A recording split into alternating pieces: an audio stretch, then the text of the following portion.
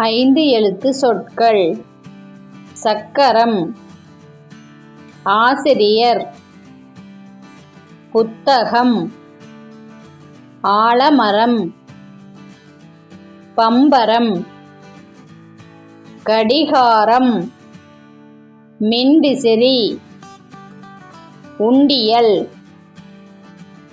மிதிவண்டி, மாம்பழம், மீன்கொத்தி, ஏலக்காய், தர்பூசணி, பழச்சாறு, வெங்காயம், நாள்காட்டி, கரிக்கோல், தீப்பெட்டி, பச்சோந்தி, துடைப்பம்.